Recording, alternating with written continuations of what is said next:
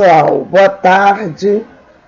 Estamos aqui hoje reunidos virtualmente para dar continuidade ao curso básico de Espiritismo.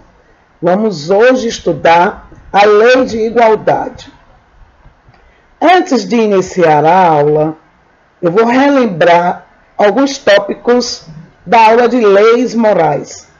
Na questão número 614 do Livro dos Espíritos, Allan Kardec perguntou: que se deve entender por lei natural? Os espíritos responderam da seguinte maneira: a lei natural é a lei de Deus e a única verdadeira para a felicidade do homem. Ela indica o que deve fazer e o que não deve. E ele, quer dizer, o homem, não é infeliz senão quando se afasta dela. Querendo nos dizer que para que a gente tenha a verdadeira felicidade, nós precisamos estar de acordo com a lei de Deus. E na questão 615, ele pergunta: a lei de Deus é eterna? E os espíritos respondem: ela é eterna e imutável, quanto o próprio Deus. Então aqui no livro 3, na terceira parte do Livro dos Espíritos, onde se tem as leis morais, capítulo 1, vocês podem depois estar dando uma lida para relembrar a lei divina ou a lei natural. Então ali, caracteres da lei natural. Depois, outra pergunta que eu quero lembrar é a pergunta de número 621, que diz assim: onde está escrita a lei de Deus? E os espíritos responderam: na consciência. E aí a gente começou, durante o curso, a apresentar as leis, e hoje nós vamos apresentar a lei de igualdade. A lei de igualdade, na próxima semana faremos lei de liberdade.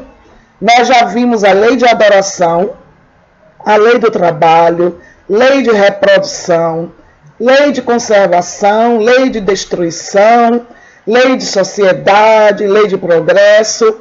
Hoje, lei de igualdade. Na próxima aula, lei de liberdade. E a última aula do curso, lei de amor, justiça e caridade. Todas essas leis, elas formam um conjunto maior, que é a lei divina. É uma maneira didática para que a gente possa compreender que a lei de Deus está em todos os aspectos da nossa vida. Ela não vem fragmentada, ela é um norte, um roteiro. E como os próprios espíritos disseram, o homem só será feliz quando dela se aproxima. Então, quando a gente faz cumprir a lei de Deus em nossa vida, de maneira individual, mas que vai ter uma repercussão também onde nós estamos. Eu lembro que quando nós estávamos refletindo o Pai Nosso, eu dizia assim: que venha a nós o vosso reino. E a reflexão para esta passagem seria que o reino de Deus virá até nós quando nós conseguirmos cumprir a lei de Deus por completo. Ou seja, quando a gente tiver essa consciência do que devemos fazer, quando nós soubermos distinguir entre o bem e o mal, quando nossas atitudes, nossos pensamentos forem somente voltados para o bem. Então, o reino de Deus se estabelecerá. Porque o reino de Deus é justamente o cumprimento da lei de Deus, da lei divina. Vale salientar que a lei de Deus é justa, a lei de Deus é para todos. Nós vamos ver aí no decorrer da aula. Eu estou dando uma revisada geral para que a gente se situe. A lei de Deus é justa, é perfeita e é imutável, como é o próprio Deus. Deus é justo, Deus é perfeito e Deus é imutável. Então, vale também lembrar que o conhecimento, somente pelo conhecimento, é que nós conseguiremos restabelecer esta ordem em nossa vida. Somente pelo conhecimento. Inclusive, este é o objetivo da lei de Deus, da lei divina. Que a gente amplie o nosso conhecimento, que a gente amplie a nossa consciência. E aí nós temos vários níveis para perceber isso, pelas nossas experiências. Então, essas experiências individuais são intransferíveis. E vale salientar também que a lei natural, ela é para todos. Ela é para todos os seres. E essa evolução do conhecimento de Deus é que vai favorecer o conhecimento da lei. Olha só, nós já tivemos a aula de Deus, nós vimos que esse entendimento, essa percepção do que Deus é, o Criador é para a criatura, esse conceito de Deus evolui de acordo com a própria evolução do indivíduo, do homem, do ser, da criatura. Então, a evolução do conceito de Deus, que se dá também junto com a evolução do próprio ser espiritual que somos nós. Então, esse conhecimento, a evolução do conhecimento de Deus, vai favorecer também o conhecimento da lei, porque a lei é o próprio Deus, é esse entendimento, não está separado. Nós fazemos todo esse caminho porque temos ainda essa necessidade para compreender o que se passa. Então, aqui nós vamos hoje para a lei de igualdade. E vamos entender, então, o que é a igualdade natural. Já na questão número 803 do Livro dos Espíritos, Kardec pergunta assim: todos os homens são iguais diante de Deus? E os Espíritos respondem: sim, todos tendem ao mesmo fim. E Deus fez as suas leis para todos, como eu disse no início, na revisão. A lei de Deus é uma lei para todos, não tem distinção. E quando eles respondem, todos tendem ao mesmo fim, eu já acrescento aqui também um outro detalhe que já falamos antes. Todos fomos criados simples e ignorantes. Simples no sentido de complexidade. E ignorantes no sentido de não conhecer. Olha o que eu disse. A evolução do conceito de Deus vai ajudar na evolução do conhecimento da lei de Deus. Então, a ignorância é um fato no início, simples e ignorantes. E durante essa trajetória evolutiva, o espírito vai ganhando conhecimento e vai compreendendo melhor Deus, compreendendo melhor a lei divina. E todos tendem ao mesmo fim, porque todos temos como ponto de referência para esse fim Jesus, que é o único Espírito perfeito que temos conhecimento. Jesus, nosso irmão maior, Jesus, nosso modelo, nosso referencial, referência de perfeição. Ele, Jesus, o homem de Nazaré, que nos deixou um legado imenso dentro das suas lições evangélicas de amor ao próximo, amor incondicional, amor em qualquer momento, amor a todos, sem distinção. Então, essa caminhada dentro do Evangelho, dentro dos conselhos de Jesus, que nos deixa tudo através de parábolas e de vivências, os apóstolos que estiveram com ele, os que registraram, os evangelistas que conseguiram registrar essa passagem de Jesus fisicamente entre nós, nos deixando uma lição que até hoje tem um imenso valor. É o nosso modelo, é o nosso referencial. Então, Jesus, o homem de Nazaré, o nosso modelo de perfeição, é justamente para esse ponto que iremos convergir. Então, tendemos ao mesmo fim nesse sentido. E Deus fez as suas leis para todos. Dentro também desse contexto, vamos analisar o seguinte.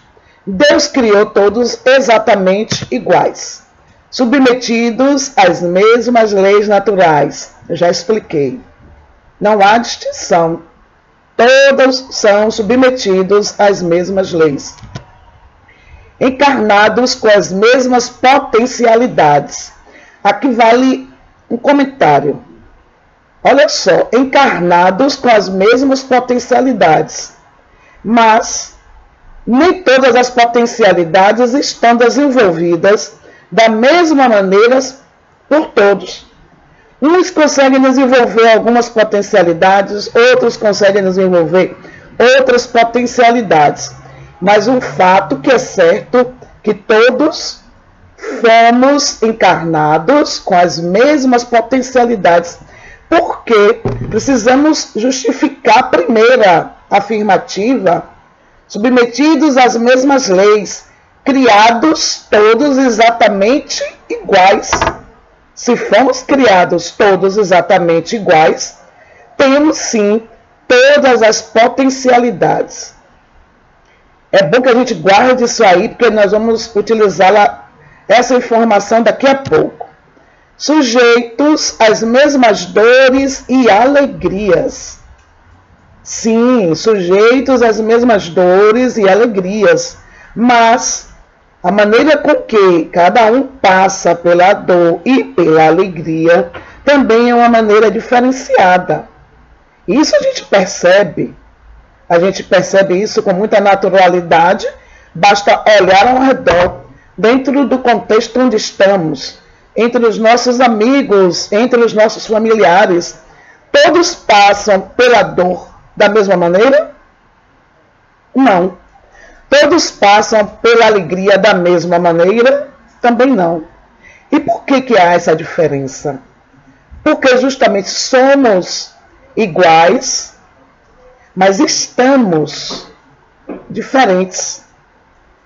O estado é passageiro, é momentâneo. É algo que vai mudar. Quando digo estamos, não somos diferentes. Somos iguais em potencialidades. Somos iguais porque somos filhos de Deus.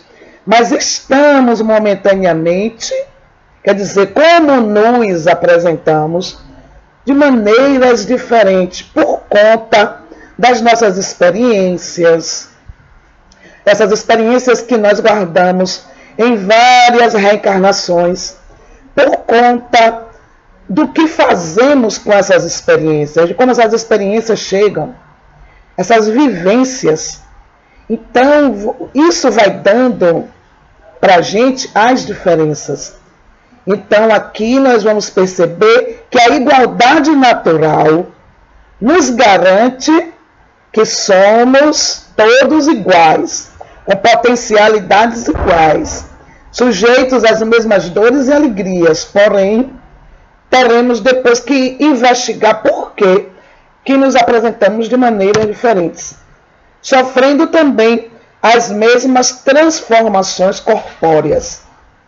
Então, essas transformações corpóreas que sofremos são iguais, porque estamos em processo contínuo de evolução, de progresso, inclusive no corpo físico. Não somente em questão de evolução e progresso moral e espiritual, mas também evolução e progresso na nossa constituição física. Alguém pode estar aí se perguntando, estamos afirmando essa igualdade natural, e por que tanta desigualdade social? Será que essa informação é divergente? Bom, nós percebemos que na sociedade onde estamos inseridos agora, atualmente, vamos falar do nosso contexto social, Brasil, Bahia, eu aqui em Salvador, vocês aí em Itapiranga, onde quer que a gente esteja, nós percebemos desigualdades sociais. Essas desigualdades não são oriundas de Deus, quer dizer, não vêm de Deus. Essas desigualdades são frutos do nosso orgulho e do nosso egoísmo. Todos os homens são iguais perante Deus, sem distinção. O que temos de comum? O princípio, como eu disse, a criação e o fim, que nos foi garantido o final de felicidade, de perfeição. Mas as desigualdades que percebemos e vivenciamos na nossa sociedade, somos nós que construímos, somos nós que criamos. A nossa bagagem, o nosso conhecimento, o nosso egoísmo, o nosso orgulho ainda nos faz um comportamento desigual, um pensamento desigual, uma maneira de distribuir, por exemplo, a riqueza, uma maneira desigual. É uma desigualdade de oportunidades, desigualdade de vários itens de riqueza, de oportunidades, de acessos à educação, acesso à saúde, é a nossa realidade. Então, tudo que nós percebemos de desigual não é fruto de Deus, é fruto do nosso egoísmo e do nosso orgulho. Diante dele, todos são iguais. Olha aí, diante dele, dele quem? De Deus, todos são iguais. Então aqui eu trago uma imagem para ilustrar de duas mãos, duas pessoas. Dá para perceber uma mão de uma pessoa negra e outra mão de uma pessoa branca. Aqui somente para ilustrar que apesar dessas diferenças que são passageiras, porque são diferenças momentâneas, um corpo físico com a pele negra, um corpo físico com a pele branca, um corpo físico de uma pessoa que não enxerga, outro que não escuta, alguma deficiência, seja intelectual, seja de qualquer nível, é somente algo momentâneo, passageiro, desse momento, dessa reencarnação. Mas a gente vai perceber que a essência, como somos filhos do mesmo Deus, todos somos iguais. Por isso que é inadmissível que a gente alimente situações de preconceito, seja em que setor for, preconceito religioso, preconceito de raça, preconceito de sexo, preconceito de qualquer coisa, de gênero, de qualquer coisa. É inadmissível, porque nós somos espíritos vivenciando uma experiência no corpo físico. Olha o que eu estou dizendo, a nossa essência não é material, é espiritual. É porque temos ainda dificuldade em nos perceber como espíritos reencarnados.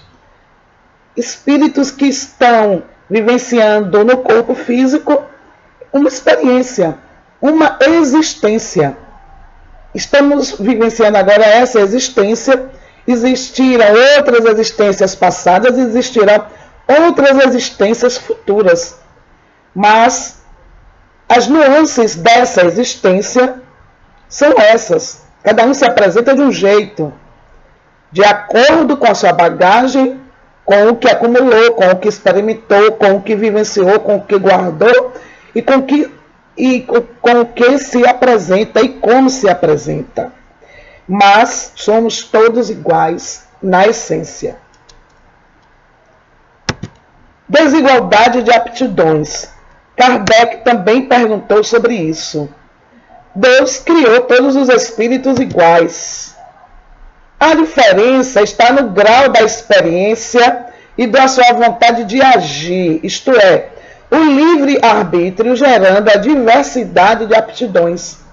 Quer dizer, mesmo sendo criado todos os espíritos iguais, existem essas diferenças, como eu falei, por causa do grau da experiência, do nível intelectual, do aproveitamento também da inteligência, a vontade de agir, ou seja, o livre-arbítrio. E nós vamos examinar direitinho o que é que significa o livre-arbítrio na aula de lei de liberdade, que vai gerar essa diversidade de aptidões. Bom, essa variedade de aptidões, ela é necessária, a fim de que cada um possa concorrer aos objetivos da providência no seu limite de desenvolvimento das forças físicas e intelectuais. O que um faz, o outro não faz, mas todos são úteis. Por exemplo, eu tenho as minhas aptidões. Tenho algumas aptidões, não tenho outras aptidões. Cada um de vocês aí tem aptidões em que se destaca e que já não consegue determinadas aptidões. Justamente essa divergência de aptidões, essa desigualdade é proveniente do nível de experiência, né? Como eu disse, da vontade também de adquirir ou não adquirir mais aptidões. E essa vontade vem da decisão, que vem lá no livre-arbítrio. E aí vai gerando várias aptidões. Agora, o que eu quero chamar a atenção aqui, que tudo isso é necessário. Porque todos são úteis com suas diversas aptidões. E a desigualdade das riquezas? Também foi perguntado lá no Livro dos Espíritos sobre as riquezas. As fontes das riquezas sempre são lícitas, ou seja, são sempre legais, livres de egoísmo, frutos de injustiça, ou todas as riquezas são adquiridas por mérito daqueles que as adquiriu. Então Kardec, falando de igualdade, foi questionar os espíritos sobre as desigualdades das riquezas. Aí no Livro dos Espíritos, na questão 808. A desigualdade das riquezas não tem sua fonte na desigualdade das faculdades que dá a uns maiores meios de aquisição que a outros? Vamos analisar essa pergunta 808. Ele quer saber o seguinte: se a fonte da desigualdade das riquezas não é porque uns têm maiores condições, maiores meios de adquirir essas riquezas do que outros. E olha só o que os espíritos respondem: sim e não. Então eles admitem que aqueles que têm condições, facilidades de adquirir essas riquezas irão sim, de fato, e é o que a gente percebe na prática, adquirir essas riquezas. Mas eles respondem sim e não, e respondem com outra pergunta: e a velhacaria e o roubo? Que dizes deles? Ou seja, o roubo é uma riqueza ilícita. Roubar, passar a perna no outro, seja lá em que nível for, acumular riquezas, adquirir riquezas através de roubo, é tirar do outro, é passar o outro para trás, por conta de egoísmo, de ganância, de usura. Aí é o que os espíritos respondem. Então, nem sempre a riqueza ela é adquirida por conta de mérito, de trabalho, de esforço, porque é mais inteligente e tem mais facilidade, os meios aparecem e se desenvolvem com mais rapidez para que essa riqueza seja adquirida. Nem sempre. Por isso que eles nos fazem essa reflexão. E a velhacaria e o roubo? O que dizes deles? Não é isso? Então a gente precisa assim refletir. Porque também a riqueza é uma prova que a gente precisa compreender Bom, as desigualdades sociais desaparecerão juntamente com o desaparecimento do orgulho e do egoísmo. Porque o orgulho e o egoísmo são duas chagas da humanidade. A partir do orgulho e do egoísmo é que vai acontecendo tudo. Tudo mais vem do orgulho e do egoísmo. A inveja, a ganância, a usura, o ódio, o rancor. Quando vai ver a fonte, orgulho e egoísmo. Então, quando terminarmos na sociedade, ou melhor, quando terminarmos em nós, quando colocarmos o fim no nosso orgulho e no nosso egoísmo, porque o trabalho, gente, é individual. Quando esse trabalho é individual, ele depois é que ganha uma conotação mais ampla. Todo o trabalho de transformação, de conhecimento, olha o que eu falei antes, o conhecimento da lei é um trabalho individual. É um esforço individual do ser. Por isso que nos é dado oportunidades reencarnatórias, para que a gente vá vivenciando, aprendendo, através do conhecimento, a gente vai ampliando tudo isso, essa percepção, é um trabalho individual. Esse egoísmo e esse orgulho tem que ser terminado dentro de mim. Cada um tem que fazer esse esforço próprio. Quando a gente vai fazendo isso conosco, a gente vai conseguindo transformar o meio onde a gente vive, naturalmente. Aí vai sendo algo bem natural. E aí, terminado o orgulho e o egoísmo, qualquer desigualdade que venha a surgir vai ser somente desigualdade de mérito, que já é um outro patamar de merecimento. Mérito tem a ver com merecimento. Aí sim vai ser somente uma desigualdade de mérito, que é uma desigualdade justa. Aí sim vai ter a ver com a lei de justiça. Bom, dando continuidade, a gente vai falar sobre as provas da riqueza e da miséria. Será que existe uma prova melhor que outra? Allan Kardec perguntou na questão número 814. Por que Deus deu a uns as riquezas e o poder, e a outros a miséria? Os espíritos responderam: para provar cada um de maneira diferente. Aliás, os próprios espíritos escolheram essa prova e frequentemente nela sucumbem. Então, tanto a riqueza como a miséria são provas. Provas que nós, como segundo os espíritos responderam, que nós mesmos escolhemos antes de reencarnar. A prova da riqueza, a prova da miséria, para que seja colocado no nosso contexto, para ver se a gente consegue passar e ser aprovado. Porque toda prova precisa de teste. É que nem quando a gente está na escola. A gente faz uma prova para ver se a gente vai ser aprovado ou não. Mas olha o que eles respondem no final. Frequentemente nela sucumbem. Quer dizer que nós, ao passarmos pela prova da riqueza e ao passarmos pela prova da miséria, frequentemente sucumbimos, quer dizer, falhamos. Por que será que é tão difícil passar pela prova da riqueza e passar pela prova da miséria? E há pessoas que fazem planos, se eu fosse rico, eu faria isso, eu faria aquilo, eu teria uma vida melhor, eu distribuiria mais meu dinheiro com meus familiares, com meus amigos.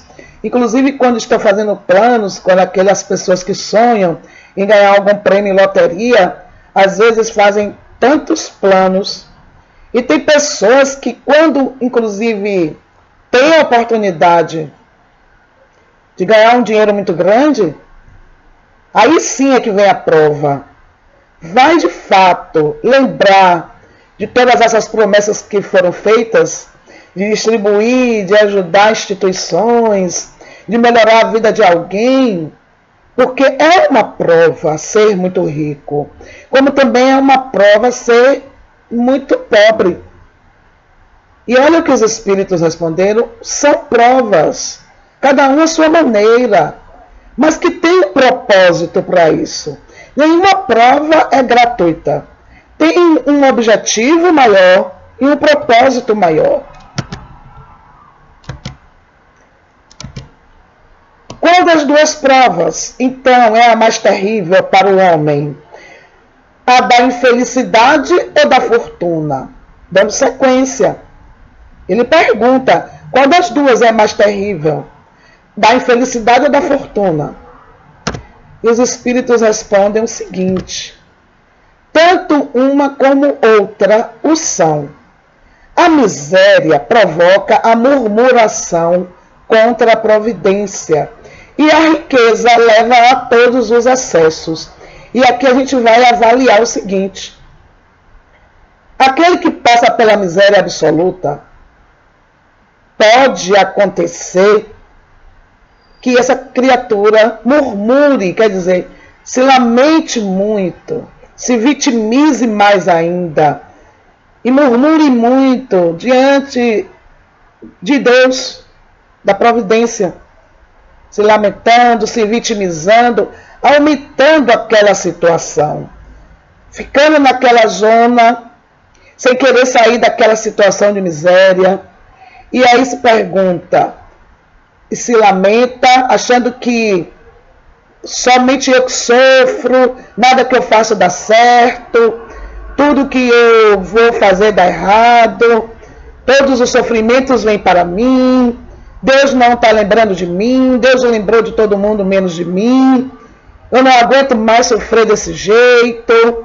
as dores parece que não têm fim, e vem aquela murmuração contra a providência divina, o que também não é benéfico. Porque, como foi dito antes, se é uma prova, é para que a gente consiga êxito, mérito com a prova. Então, passar por uma prova de miséria de cabeça erguida, com resignação, com resiliência, é outro caminho.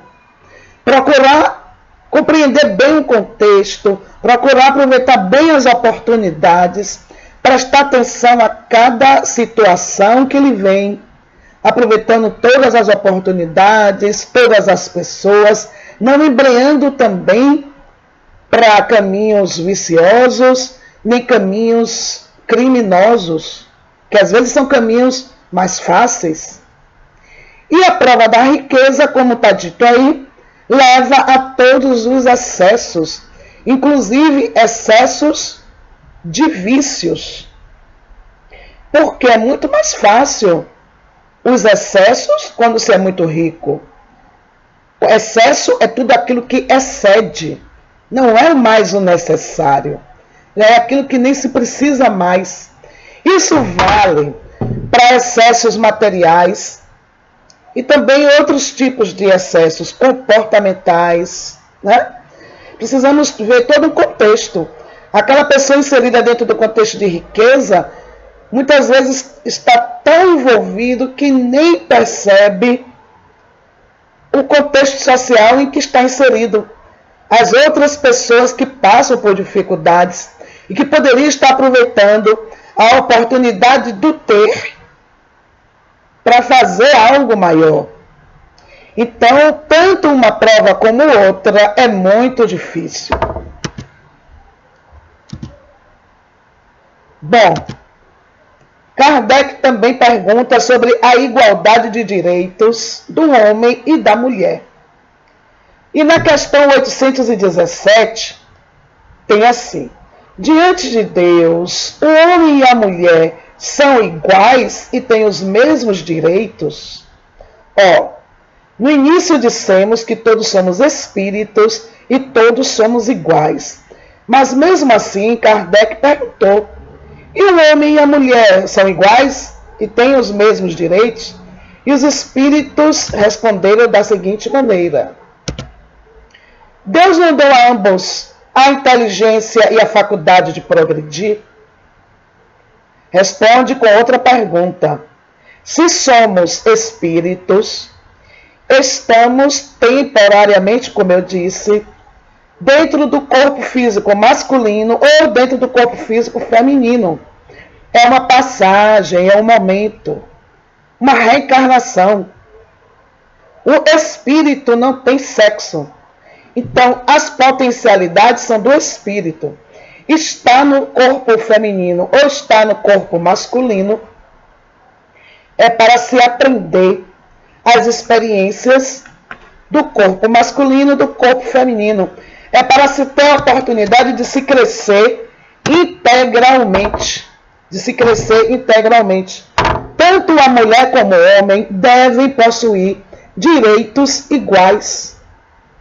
Embora a gente perceba que na sociedade ainda exista discriminação em relação à mulher. Sim, existe. Mesmo estando no século XXI, mesmo no ano de 2020, ainda vamos perceber muita discriminação em relação à mulher. Dentro da nossa sociedade, aqui no Brasil, a mulher só teve direito a voto em 1930 e na década de 30, 34, se não me engano. E a gente percebe que isso é algo recente. O homem sempre esteve à frente. As mulheres foram adquirindo espaço ao longo da história, aos pouquinhos, e sofrendo todas as consequências disso. A mulher foi ter voz e vez a partir da década de 60, no mundo inteiro. É que se fala da emancipação da mulher, a luta pelos direitos da mulher, para que ela esteja em todos os lugares onde o homem também está. O que não foi muito fácil. A década de 60 foi outro dia, pouco tempo, 60 anos atrás, praticamente. Então, deve sim ter todos os direitos iguais. Cada um tem, obviamente, a sua tarefa específica na seara divina. Homem é homem, mulher é mulher. A tarefa do homem, enquanto corpo físico masculino é uma, a tarefa da mulher é outra. Enquanto espíritos somos iguais. Mas como eu disse, estou repetindo para não ficar dúvida. Estar homem ou estar mulher é passageiro. É para que se experimente. É para que se tenha essa experiência. Porque a função do corpo físico feminino é uma, óbvio. A função do corpo físico masculino é outra. Mas essas experiências, tanto no sistema masculino como no sistema feminino, é para que o espírito possa se desenvolver integralmente e em plenitude. Então, a emancipação da mulher segue de acordo com a lei do progresso.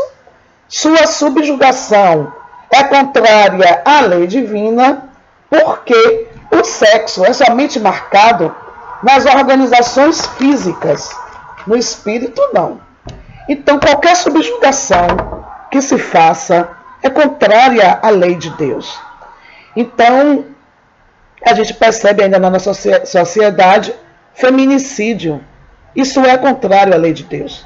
Como homicídio, latrocínio, tudo. Mas como eu estou falando aqui de homem e de mulher, é um absurdo ainda se matar uma mulher por contas de justificativas inadmissíveis, inadequadas.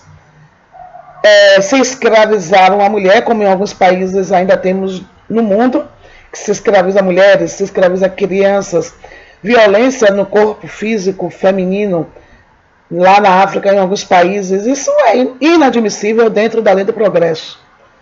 Então, lembra aqui de Malala, por exemplo, né?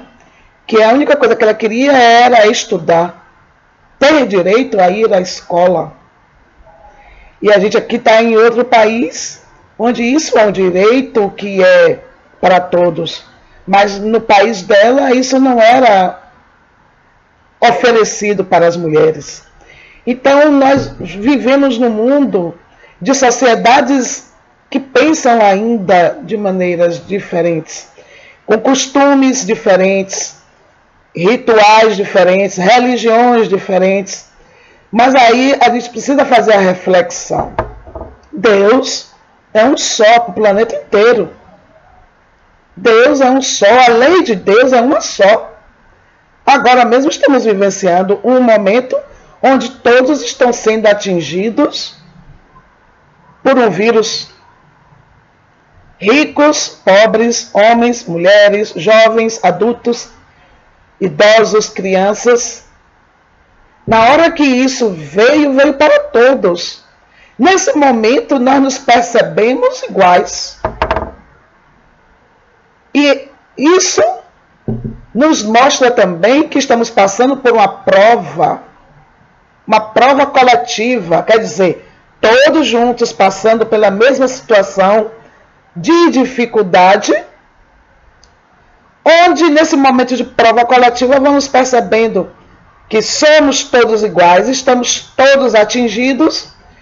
Alguém pode estar aí se perguntando, mas tem aquele que tem melhores condições do que outros.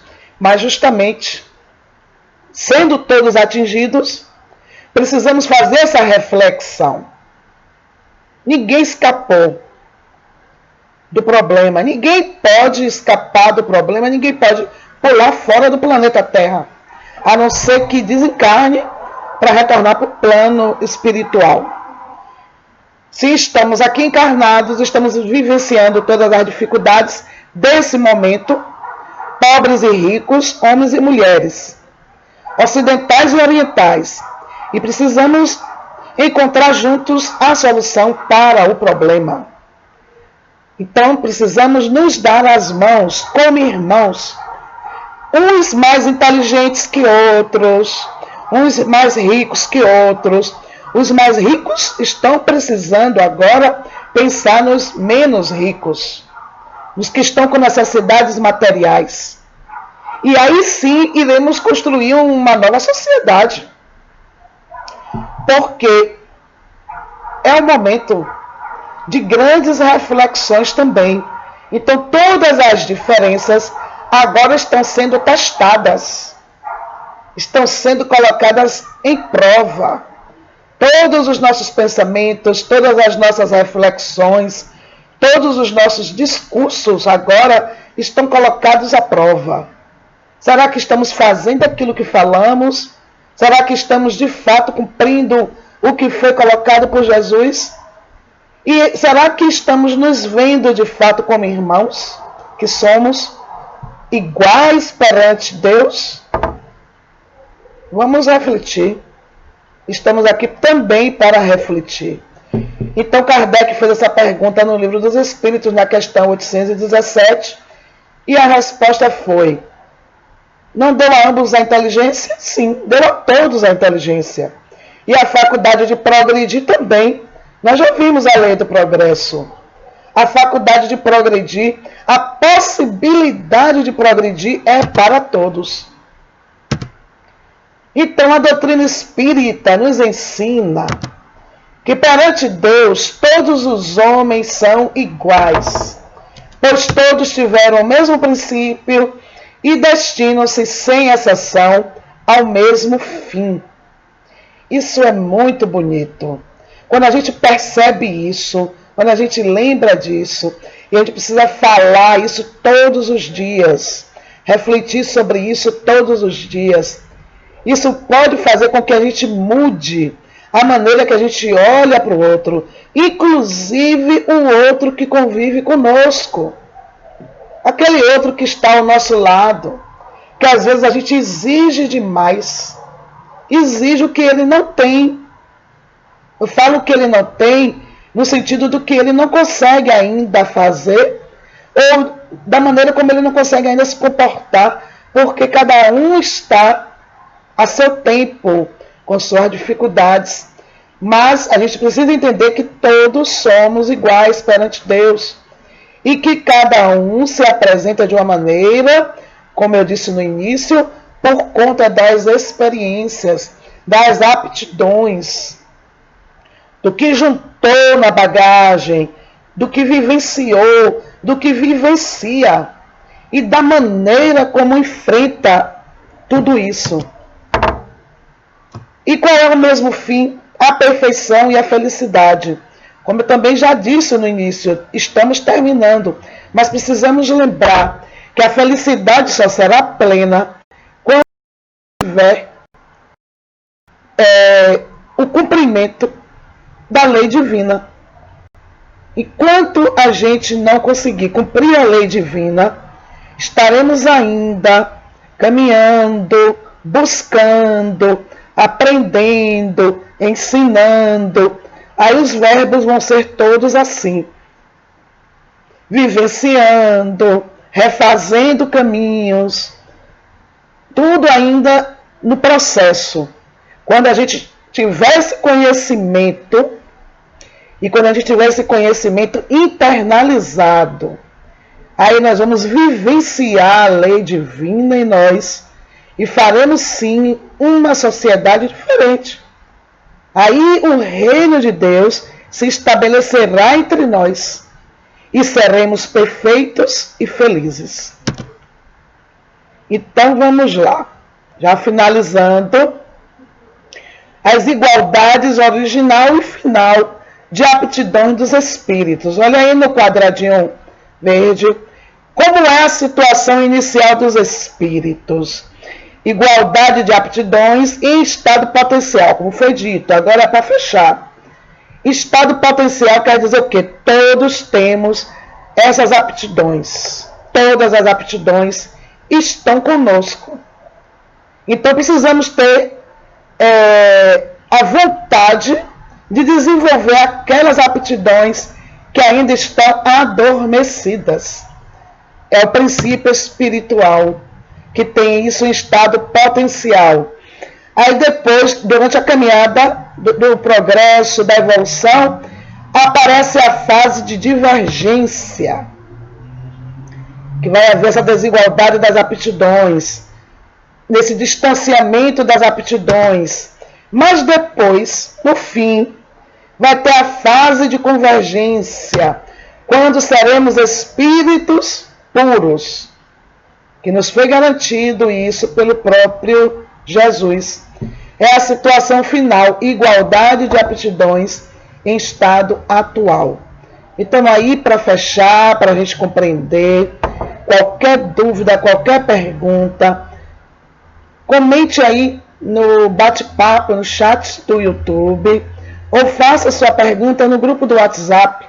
Comente, pergunte, veja o que não ficou muito claro, a gente repete, a gente discute.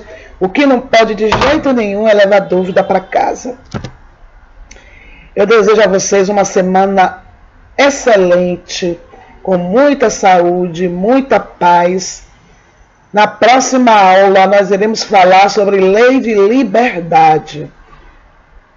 Fiquem em paz, fiquem com Deus, tudo de bom, muita paz para todos nós, dando continuidade ao nosso curso, fechando esse ciclo, porque é necessário agora fechar dessa maneira, virtualmente, mas assim, estamos longe fisicamente, mas estamos perto através da tecnologia e precisamos sim aproveitar esse momento, aproveitar toda essa tecnologia para favorecer esses encontros. Então vamos aproveitar da melhor maneira possível para a gente dar continuidade ao nosso trabalho.